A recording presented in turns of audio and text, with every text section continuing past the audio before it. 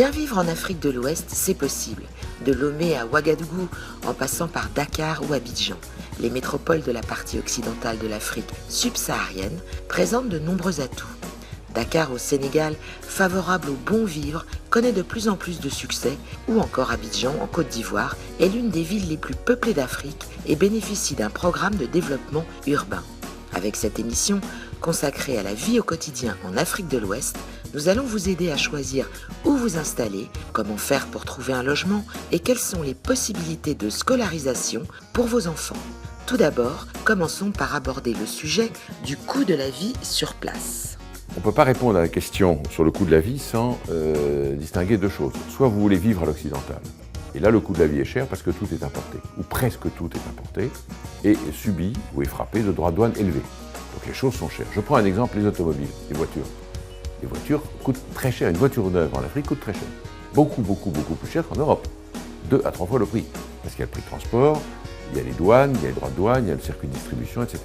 Donc si vous voulez vivre exclusivement à l'occidental, en gros, le prix, le coût de la vie n'est pas très éloigné du coût de la vie en Europe.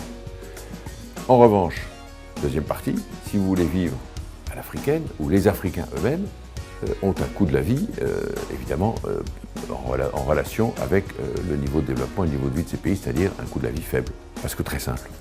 Si vous désirez manger à l'européenne ou bien dîner dans un restaurant qui propose par exemple de la cuisine asiatique, il faudra compter environ une trentaine d'euros. La monnaie officielle des 8 États membres de l'Union économique et monétaire ouest-africaine, dont le Sénégal et la Côte d'Ivoire, font partie. C'est le franc CFA. Sachez qu'un euro équivaut à 6,55,96 francs CFA et que la parité fixe a été établie en 1999. Quant au prix des loyers, il diffère selon les quartiers des capitales de l'Afrique de l'Ouest. Commençons par écouter quels sont les quartiers recommandés à Dakar, au Sénégal. Alors, les quartiers que nous pourrions recommander à un Français ou un étranger qui souhaite s'installer à Dakar.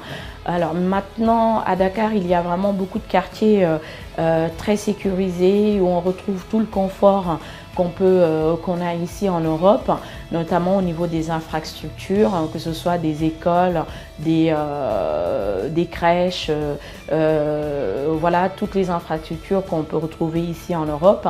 Le quartier des Almadies a été très longtemps le quartier UP de Dakar, qui est maintenant concurrencé par d'autres quartiers comme la zone Fan Résidence. Également le quartier du Point E, où on a une très forte communauté française maintenant qui y vit, et parce que notamment il y a une école française également. Et il y a d'autres quartiers qui sont un peu plus populaires, mais tout aussi, on va dire, tout aussi intéressants à habiter, comme le quartier Ouest Foire, Nord Foire, Sacré-Cœur aussi. Et voilà, Anne Mariste, qui est aussi très prisée par la communauté française. Donc voilà, ce sont les quartiers où il est agréable de vivre. Il y a une certaine sécurité et toutes les infrastructures dont on aurait besoin. À Dakar, les loyers dans les quartiers proches du plateau seront les plus élevés. Les quartiers de Fan, Ouakam, Le Point, Mermoz et les Almadies présentent des prix également élevés, tandis que les quartiers Anne Mariste, Liberté, Comico, Ngor et Yoff proposent des tarifs plus abordables. À titre d'exemple, il faut compter 180 000 à 250 000 francs CFA de loyer mensuel pour un appartement de 55 à 75 mètres carrés dans les quartiers Sacré-Cœur et Mariste. Dans les quartiers Yoff Virage, Sotrac, Mermoz et Mamel, les prix s'élèveront entre 250 000 et 450 000 francs CFA.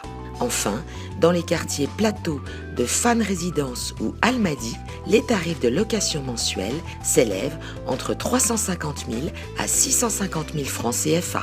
Comme au Sénégal, en Côte d'Ivoire, les prix peuvent également être élevés. Au niveau de logement, Abidjan est quand même assez cher, surtout si on cherche pour des courtes durées, de quelques mois ou de 6 mois ou 1 an. C'est très difficile de trouver quelque chose qui correspond en fait au revenu local. Donc les prix sont souvent aussi gonflés le moment qu'on voit qu'un expat arrive. parmi les quartiers, bon, d'abord il y a les quartiers un petit peu je dirais, résidentiels ou balnéaires. Donc le plus connu évidemment c'est Cocody, il y a également Vietri notamment. Mais je pense que pour un jeune Français qui souhaiterait vraiment sentir le pouls de la ville, je conseillerais de sortir de ces sentiers battus et d'aller dans des quartiers un peu plus populaires et un peu plus animés, voilà, pour qu'ils puissent se rendre compte de la vraie vie à Abidjan. Les quartiers près des écoles françaises permettent d'éviter les embouteillages si vous avez des enfants scolarisés. Il convient en effet de trouver le meilleur compromis entre coût du loyer et le temps de trajet, car Dakar, par exemple, connaît d'importants problèmes d'embouteillage. En Côte d'Ivoire comme au Sénégal, ou encore au Gabon et au Cameroun, vous pourrez scolariser vos enfants dans des établissements français.